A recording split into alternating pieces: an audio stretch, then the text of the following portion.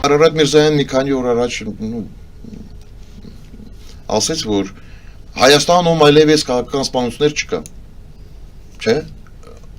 քաղաքական գործիչների հետ կապը չկա, ասեց ստացավ, տերում եք չէ, ոնց արվում, դա համար Արարատ Միրզայան կներեք, Ալեն Սիմոնյանն ասել կներեք Արարատ Միրզայան, ուրեմն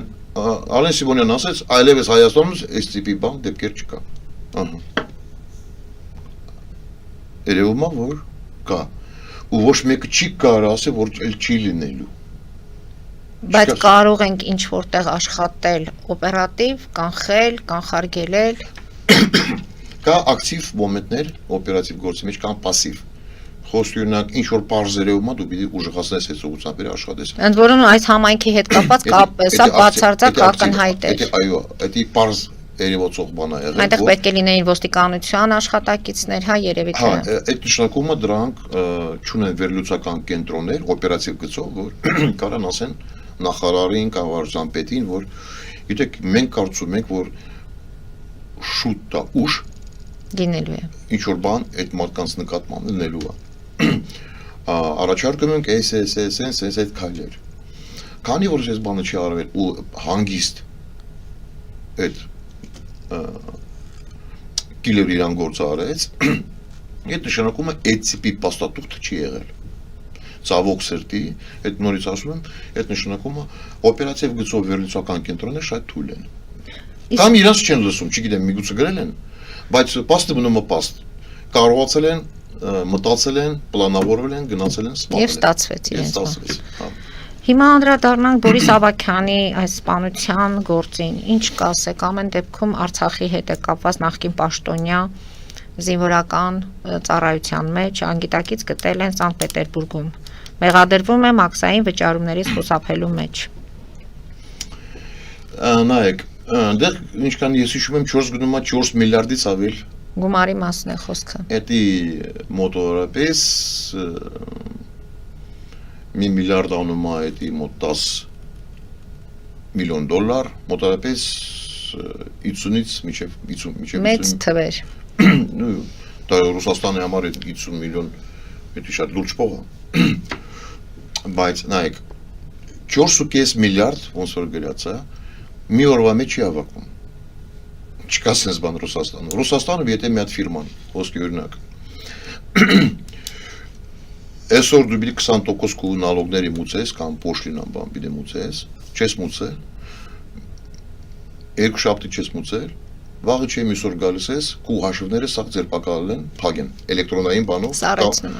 նալոգի բան փակվում է, սարացնում է։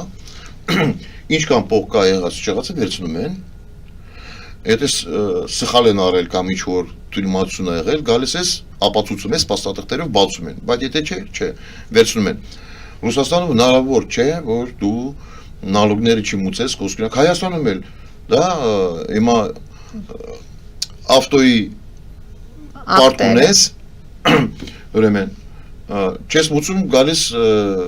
բանկային քարտը փակում են, չէ՞ միանգամից։ Ռուսաստանում ավելի խիստ է այդ բանով։ 4 միլիարդը մի օրվա մեջ չի հավաքվում։ Դա բացառված հետի տարիներ է եղել կամ մի տարվա մեջ է եղել, մի քանի ամսվա մեջ է եղել 4 միլիարդ նալոգ, դա շատ մեծ բան է։ Այդ ուրեմն նշանակում է դուք ոչ թե 4 միլիարդի ապրանք եք բերել, նշանակում մոտավորապես 100 միլիարդի ապրանք եք բերել, դաժե ավել։ Ամիսներ է պետք է որ այսքան ապրանքը բերես։ Ուրեմն սենց եթե սենց վերցնենք, աստիճաններով բարձրանանք, սովորական տամոժնից միջև նալոգի բանը գնում է լիքը մարդիկ խառնացեն, միջև կառավարությունը այդ հաստատ գնում է։ Հետո որ ինչ որ բան չեն կիսվել վերևում, դա հաստատ, այդ գործը բացել են, Ռուսաստանը ոնց են անում, նայեք, եթե մեծ գումարի մասին է գնում խոսակցությունը, մի անգամից ցես չեն բռնում, սպասում են, միջև այդ տիպը դառնա սենց, այ 4 միլիարդ, 5 միլիարդ, 10 միլիարդ չէ, հետո գալիս են քրեական գործ են բացում, որ բան լինել քեզանից վերցնեն, որ ազատվես։ Մի անգամից չեն փակում, հետևում են, նայում են արդեն մեծ տիվը, այդ մոմենտը գալիս են։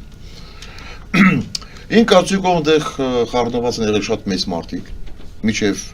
ուժային կառույցներից, միջև կառավարությունը, որտեղ շատ լուրջ գումար է դա։ Հետո ինչ որ բան չեն կիսվել, պատերազմը սկսել իրար մեջ, այդ մարդը պետք չի եղել ոչ Էլ պետք չի եղել, համել վտանգավորը կարող է սա իր միջոցով է գնացել, կարող ստորագրություն բավականին շատ ինֆորմացիա է տիրապետել։ Կարող է մեկը որ ասում է մեկի մասին, կարող է փաստաթղթեր սենց դասավորված է եղել, որ սա ստորագրություններ իր մոտ է եղել։ Բայց եթե այդ ցեպոչկեն կտրվում ես, մնացած է սենց հանգիստ դուս են գալ այդ գործից։ Դե գնա ապացուցող կարա ապացուցի։ Խոսքի օրինակ, եթե դաժե դու այդ մարդու մեջ կետևից կաղանացես եղել, մարդ չի կարա ցուցմունք տա, որ դու ես եղել, չէ՞։ Դա շատ վտանգավոր բան է, նշանակում է, որ դա շատ ոչ թե կոռուպցիական կամ ինչ-որ, բայց դա մաֆիայի գործն է եղել։ Մանավանդ ասեմ սենց, Ղարաբաղի իշխանավորներ միշտ Մոսկվայում բիզնես են ունեցել։ Ինքն էլ է ունեցել բիզնես։ Դե դա հաստատ Արայիկի մարդն է, ուրեմն։ Ինչքան մեկին Արայիկ խորհրդականների մեջ է, ինչ որքանով գիտեմ։ Հյուսային Կավկազում էլ է ունեցել, դաշտեր է ունեցել։ Դրանք բիզնեսներ են ունեցել 90 թվականներին դաժե մարդ է եղել հատուկ իրան անազգանուն չեմ ուզում տամ, որ իրան ուղարկել են դե հայ բիզնեսմեններին վերցնեն, սկսել են թալանել, բան իբրև հայ Ղարաբաղի համար փող են հավաքում։ Սենց բաներ էլ է եղել 90 թվականներին, առաջի պատերազմի ժամանակ։ Ու ասեմ սենց, խոսքի օրինակ մի հատ էլ պատգամավոր կա, Ղարաբաղից փախավ, հիմա մեծ սուպերմարկետ արել Միացյալ Նահանգներում։ Հետաքրքիր է, չէ՞, այդ փողը ոնց նախ եւ առաջ այդ սուպերմարկետը որ ինքը պիտի առնի, այդ փողը դուրս է գալի հայկական բանկերի միջոցով։ Այդ այսքան փողը մեծ թիվ է։ Ամերիկայում դու կներեք զուգարան էլ չես կարող առնես, եթե փող չունես, բայց սուպերմարկետի մասին կամ փայադեր ունես կամ մեծ սուպերմարկետ սարքես, դա մեծ գումարներ է պետք։ Մի հատ հարց առաջանում Այսքան փող դուրս եկել Հայաստանից Ռոբիկի ժամանակ, Սերժիկի ժամանակ, հիմա էլ է դուրս գալու։ Այդ բանկի միջոցով է սա, չէ՞ գնում։ Ուրեմն մի հատ կոնտրակտ պիտի ներկայացնես, պայմանագիր։ Պայմանագիրի մեջ նշած ինչ որ ապրանք ես ստանում կամ ինչ որ մի հատ գործ ես անում, չէ՞։ Ու բարձր բան չի արում, եթե փող ես անում։ Ուրեմն մի բան պիտի ցույց տաս։ Ինչ պիտի ցույց տաս, մի հատ fake փաստաթղթեր ու բանկ իբրև իրան էշի տեղա դնում Այսինքն նկատի ունեք, որ այս մարդու սպանությունը ավելի մեծ խաղի հետ է կապված։ Այո, կարող է մենակ իրան փողը չի դեղ ֆրացել, կարող է նախկին իշխանավորներին Հարավաղից էլ, որովհետև ինչքան ես հիշում եմ, ինքի Արայիկի թիմից է եղել, Արայիկ Արությունյանի թիմից է եղել։ Չեմ ուզում ասեմ, բոլոր դեպքերում մեր հայա, եթե Հայաստանը չթալանել ուրիշ երկիր է թալանում, તો թալանեն։ Դա ես դեմ չեմ։ Մենակ Հայաստան չկան թալանեն։ Ռուսաստան, Միացյալ Նահանգներ, գնացեք ինչքան փող կա, վերցրեք, բերեք Հայաստան։ Պրոբլեմ չի, ինչ միջոցով ինձ չի հետաքրում։ Հայաստանը հարուստանա։ Բայց հետաքրքիր է, որ ասում են, որ ինքնասպանությունը իրանք կյանք ավարտեց ու մենք ինչքան լսել ենք, դեռ դանակ են ճարել։ Այդ առաջինը, եթե ինքը մտնում է դեսպանության տարածք, այդ կոնսուլստվա եղել չեն դեռ։ Այո։ Հաստատ ստուգում են, դեռ ձև չկա, որ չստուգեն։ Եթե իրոք այս պաստերը դանակի հաստատվում է, որ դանակ են ճարել, այսինքն այդ նշանակում է, որ ոչ թե միայն Ռուսաստանի կողմից շահագրգռված մարդիկ են եղել, որ այդ մարդը ցուցմունք չտա ու դատարանը չհասնի, կարող է ինչ որ հայեր կամ նախկին Ղարաբաղի կլանը կամ ստեհից հիմա որ գտնվում են կարող է կապ ունեն։ Ես չեմ հավատում, որ կարա սենց իրան սեփական փողով այսքան բիզնես դնի, դա հաստատ ինչ որ Ղարաբաղից փողերը գնացել է, որ բիզնես դնեն դեր։ Այսինքն շատ մութ գործ է, բայց իմ կարծիքով տենց մեր հատուկ ծառայություններ կամ մեր ոստիկաններ, այն ներկայացուցիչներ, որ գտնվում են Ռուսաստանում, պիտի խառնվեն այդ գործի մեջ, հասկանան իրան առաջի փող որտեղից է եկել, որ բանկի միջոցով Հայաստանից ինքի փող ստացել, ով է խառնված Հայաստանում, հաստատ ես դες ասում եմ, Ղարաբաղից եւ Հայաստանից խառնված են։ Այդ բացառված է,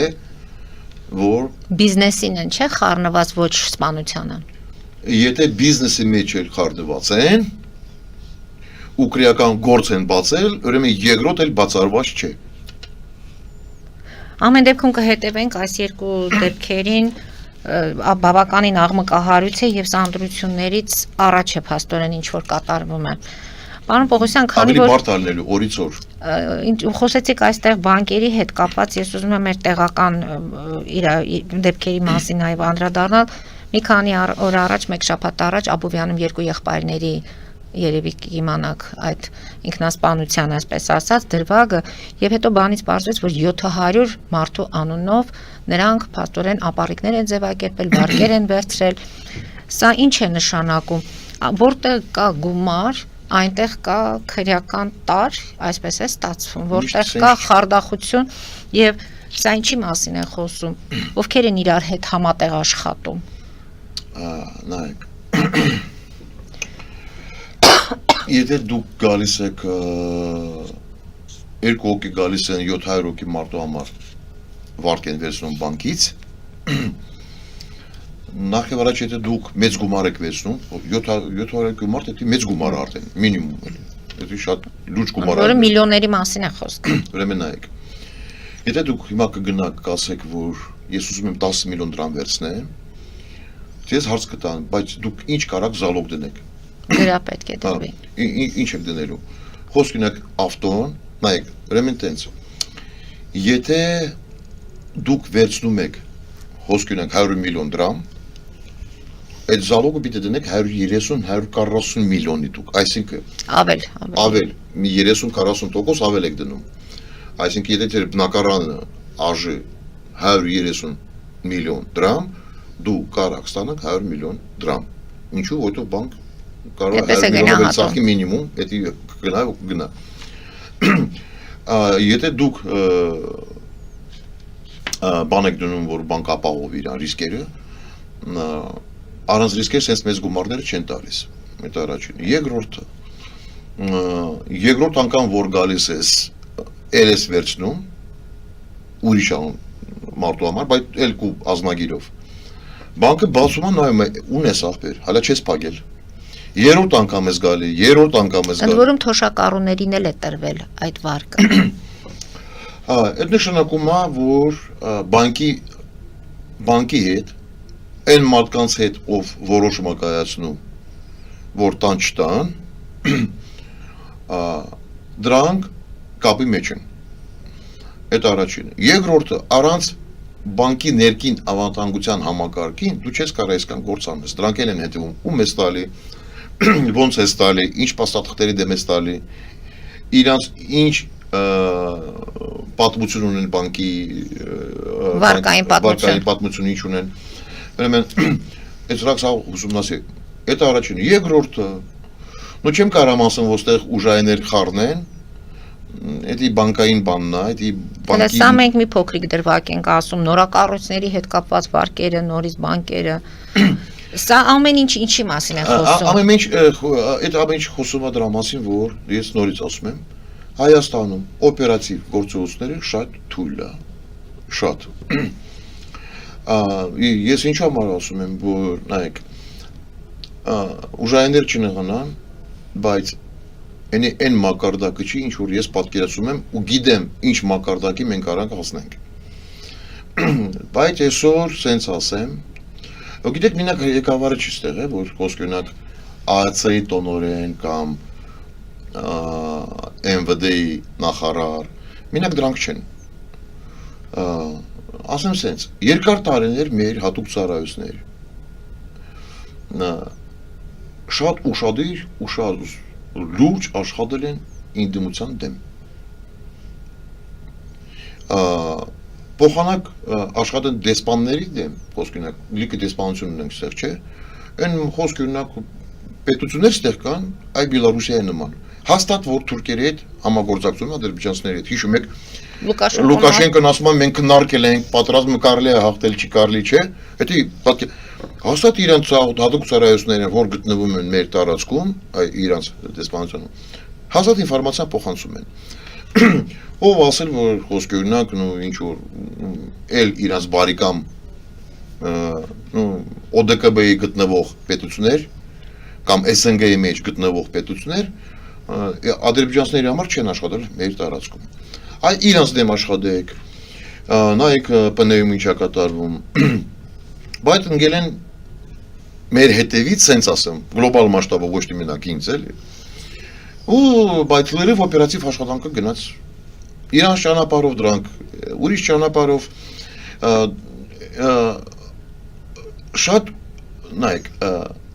սենց ասեմ Հիմա մեծ կենտրոնում գնում է շատ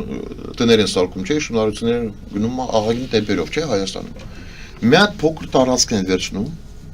այս խոսքինակ շենքա կառնած, իրան կողքը կպած 50 մետր այս կողմը միանգամից էլի շենք են վերցնում։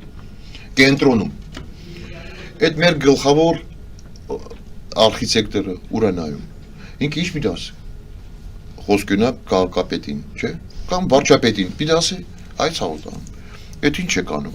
Այսքան մեծ փոքր Երևանն է, կենտրոնը, այսքանն է։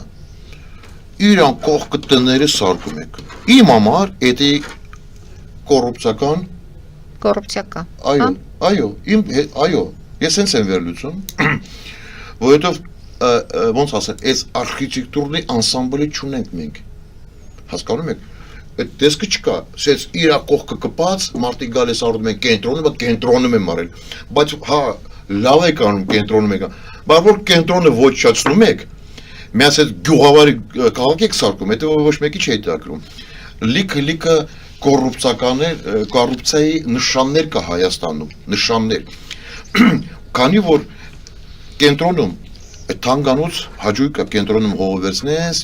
տուն սարքես, բայց քանի որ իրար կողքն են սարքում, գլխավոր արխիտեկտորը չի ասում, այդ ինչ եք անում, սենց չի կարելի։ Այդ նշանակում է արդեն նշաններ է, որ հատուկ ծառայություններ սկսել զբաղվել։ Բայց եթե չեն զբաղվում, կամ բանի մեջ են, կամ անմասնագետ են, թող որոշեն իրանց համար որ կարծիքը մեր ավելի սենց ձեռնատու է, անմասնագետ են, կամ խառնված են այդ գործերի մեջ։ Իմ կարծիքով ավելի իրանց համար, երկրորդ ավելի ձեռնատու իրանց համար։ Եթե ձեռնատու է, աշխատեք։